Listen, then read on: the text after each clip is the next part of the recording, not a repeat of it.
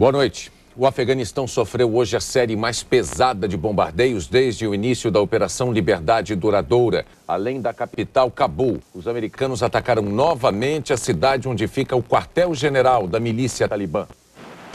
Os aviões não param de decolar durante a noite, quando o dia amanhece e nas horas que se seguem. Como o secretário da Defesa americano havia avisado, o ataque agora acontece a qualquer hora. No quarto dia de operações, a capital do Afeganistão, Cabul, foi alvo novamente. O aeroporto foi atingido primeiro e logo depois bombas caíram em duas localidades a poucos quilômetros a oeste da capital, onde Bin Laden mantinha campos de treinamento. Mas o fogo pesado foi dirigido contra Kandahar e contra um campo de treinamento do Talibã em Shamshahar, a poucos quilômetros da fronteira com o Paquistão. Pela primeira vez desde que os ataques começaram, no domingo, fontes do Pentágono disseram que aviões americanos vão começar a jogar bombas de fragmentação, desenhadas especificamente para atingir tropas e alvos móveis, como tanques e veículos de transporte. Segundo o analista militar Peter Singer, se o Afeganistão é uma casa, a ação militar tirou o teto. Agora, de cima, a mira da arma percorre cômodo por cômodo. Alguns alvos são grandes e fáceis de identificar, como Kandahar. Outros são muito menores e se movem o tempo todo, como Osama Bin Laden. Peter Singer diz que a partir de agora, os bombardeios devem ficar mais localizados. Os alvos vão ser tanques e canhões do Talibã usados contra a Aliança do Norte. E colunas do Talibã em movimento no país poderão ser atingidas também. Essas colunas do Talibã são as mesmas que a Aliança do Norte está atacando por terra. Novas imagens mostram os combates na região norte do Afeganistão. É uma luta de trincheiras entre a Aliança do Norte e a milícia talibã. As forças da Aliança do Norte usam no combate peças de artilharia que existem no país desde a invasão soviética dos anos 80. Depois das novas ofensivas, está cada vez mais perto o começo da segunda fase da guerra no Afeganistão. O repórter Luiz Carlos Azenha mostra alguns detalhes dos ataques de hoje. Os bombardeios atingiram Cabul e Kandahar, sede da milícia talibã. O aeroporto teria sido destruído. Foi o maior ataque a essas cidades até agora. O Pentágono prepara o embarque de helicópteros Black Hawk como esse para a próxima fase da guerra. Eles podem voar baixo, à noite e com tempo ruim. Dariam apoio a forças especiais e aos 1.000 homens da 10ª Divisão de Montanhas que estão numa base do Uzbequistão, perto da fronteira afegã. Um dos objetivos seria destruir uma rede de 10.000 cavernas que fica em Bamiyan. Para desentocar o inimigo, o Pentágono dispõe de mísseis especiais. O GBU-28 pesa 2 toneladas e tem capacidade de penetrar 30 metros na terra ou 6 metros no concreto, detonando bunkers subterrâneos. A autoridade máxima do Talibã conclamou hoje os muçulmanos do mundo inteiro a reagir. E Osama Bin Laden recebeu carta branca do governo afegão para guerrear contra a América. Em Cabul, essas imagens seriam de uma área residencial que teria sido atingida por um míssil. Isso segundo o Talibã, que divulgou também que 76 pessoas já morreram desde que a guerra começou. Mas a capital do Afeganistão parece continuar levando uma vida normal. Talvez até porque nos últimos 22 anos, a experiência de viver em guerra seja tão parte do cotidiano do povo afegão. O ódio aos ataques parece mais claro do outro lado da fronteira, no Paquistão. E o alvo agora parece ser o estrangeiro. Uma multidão tentou atacar jornalistas. A ONU recomeçou hoje o transporte de comida para o Afeganistão. Caminhões já estão a caminho com 800 toneladas de alimentos. Mas cruzando a fronteira em direção à guerra, começam a surgir grupos de paquistaneses que querem lutar ao lado do Talibã contra os americanos. Os radicais religiosos, que antes só gritavam, agora estão pegando em armas. Numa entrevista à rádio da BBC, o mullah Mohammed Omar, autoridade máxima do Talibã, conclamou os muçulmanos a resistirem aos americanos. Ele disse que os verdadeiros fiéis devem se opor a essa força arrogante. O Talibã anunciou hoje que deu carta branca para que Osama Bin Laden organize a guerra e atentados contra os Estados Unidos. E tanto Bin Laden quanto o porta-voz da organização dele, a Al-Qaeda, estão chamando, convocando gente para essa guerra. E, pelo jeito, estão começando a ser atendidos. E vamos agora ao vivo a Washington com o repórter Luiz Fernando Silva Pinto. Fátima, a ação americana não foi planejada apenas por militares. Outros especialistas estiveram envolvidos antes até da guerra começar. E o trabalho deles todos nós conhecemos. São os filmes de Hollywood. Diretores, especialistas em cenografia e técnicos em efeitos especiais têm ajudado forças de elite das tropas americanas a recriar possíveis cenários de combate em várias regiões do mundo.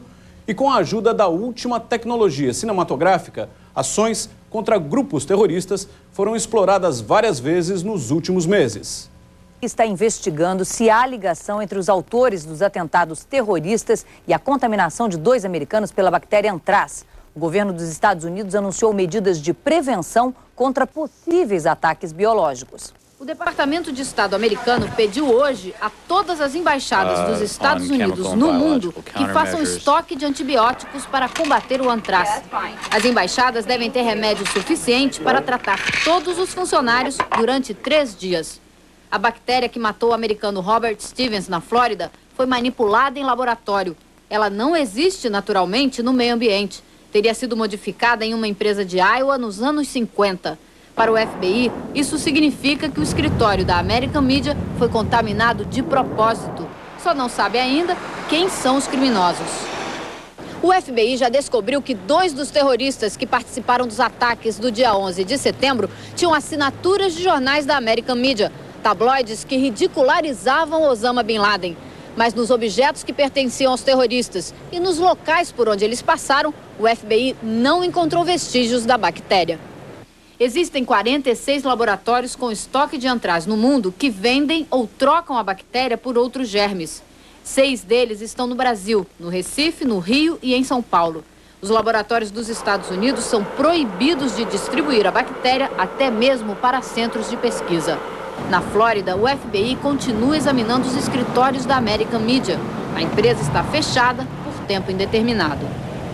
A bactéria Anthrax não é transmitida por seres humanos. As pessoas podem pegar a doença pelo contato direto com ovelhas ou bovinos contaminados, ou ainda comendo a carne de um animal doente.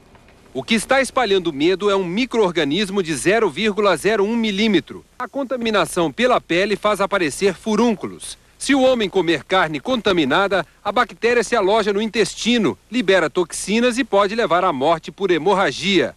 Os sintomas costumam ser confundidos com os da gripe. A inalação é a forma mais letal de contágio, porque a partir do pulmão as hemorragias aparecem rapidamente. No Brasil, o Anthrax sempre existiu em animais, mas em seres humanos nunca houve registro. De qualquer forma, o Instituto Butantan, aqui de São Paulo, já adiantou que tem condições técnicas de desenvolver tanto a vacina, para ser usada na prevenção, quanto o soro, que pode combater os efeitos provocados pela bactéria. A pergunta é se precisa ou não desenvolver. Esse é o principal problema.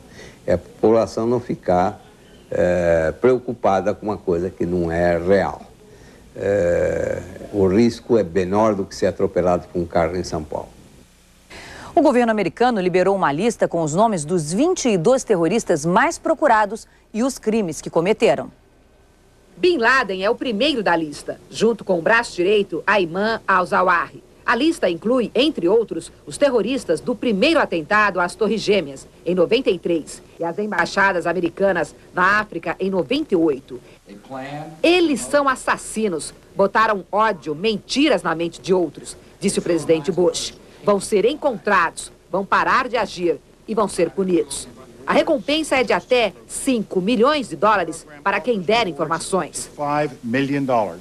Sobre Bin Laden, a CIA acha que poderá encontrar novas informações no vídeo divulgado no último domingo, com o pronunciamento dele. Os espiões estão estudando a roupa, a voz, os termos usados por Bin Laden. A jaqueta parece muito com as usadas pelo exército americano. É como se Bin Laden dissesse: estou aqui, sobrevivi, estou pronto para a guerra. Ele está dizendo: eu posso usar as roupas de vocês, estou camuflado como um de vocês. É muita arrogância. Outro código, o relógio americano, com um cronômetro que registra as batidas do coração. Bin Laden, segundo a CIA, tem problemas cardíacos. Mas os médicos dizem que no vídeo ele aparece forte, sem sinais de doença. A CIA acha ainda que o discurso pode ter códigos, mensagens para os seguidores dele. O vídeo só não dá pistas do esconderijo de Bin Laden. Pode ser qualquer caverna do Afeganistão. E a Casa Branca pediu às emissoras de TV que reavaliem a necessidade de exibir esses discursos. Segundo o porta-voz, a mensagem de Bin Laden é propaganda pura, um apelo para que outras pessoas matem americanos. A Casa Branca argumenta que não é censura e que a decisão é de cada emissora americana. E o Talibã informou agora há pouco que os afegãos estão queimando os pacotes de alimentos jogados pelos americanos no país. E a porta-voz da ONU no Afeganistão disse que funcionários das Nações Unidas e de outras organizações que atuam no país estão sendo agredidos pelo Talibã. Representantes de 56 países de maioria muçulmana se reuniram hoje no Catar. Eles condenaram os atentados de 11 de setembro, mas rejeitaram a possibilidade de a operação militar ser ampliada para além do Afeganistão. Com exceção do Afeganistão, cujo assento permaneceu vazio, todos os países membros da conferência exigiram que seja definido claramente o conceito de terrorismo, para evitar confusão com resistência. Numa referência à situação no Oriente Médio, onde palestinos e libaneses são acusados pelos americanos de praticarem atos terroristas contra Israel ao realizarem operações militares nos territórios ocupados. As reações não param contra a campanha americana. Na Indonésia, pelo terceiro dia consecutivo, a multidão saiu às ruas. Na capital, Jakarta, foi exigido o corte de relações diplomáticas com Washington. Em frente à embaixada americana, cerca de 300 estudantes gritaram palavras de ordem contra o Ocidente. No Iraque, foi registrada hoje uma nova manifestação. O governo de Bagdá, que anunciou ter derrubado o terceiro avião espião americano em um mês, foi advertido por Washington para parar com as ameaças contra seus vizinhos. Israel, por sua vez, anunciou que os americanos se comprometeram em informar Tel Aviv caso o Iraque venha a ser incluído na campanha contra o terrorismo. Tropas britânicas na região de conflito receberam hoje o apoio do primeiro-ministro Tony Blair, o maior aliado do presidente americano George Bush. Tony Blair, o diplomata, desembarcou em Omã para repetir: a guerra é contra o terrorismo e não contra os muçulmanos. Blair, o comandante, pousou no acampamento para dividir o rancho com seus soldados e dizer que eles estão na linha de frente do combate ao terror. 23 mil militares britânicos fazem manobras programadas antes da guerra. A concentração de tropas e armamentos em Omã, às margens do Mar da Arábia, preocupa os países islâmicos que não querem ver o conflito ultrapassar as fronteiras do Afeganistão. Nesta viagem, Blair tenta tranquilizar os aliados. Jogar o Ocidente contra o Islã só interessa a Bin Laden, diz o primeiro-ministro. Enquanto isso, em Londres, a Scotland Yard investiga a ameaça de morte contra Blair feita ontem por fundamentalistas baseados na Inglaterra.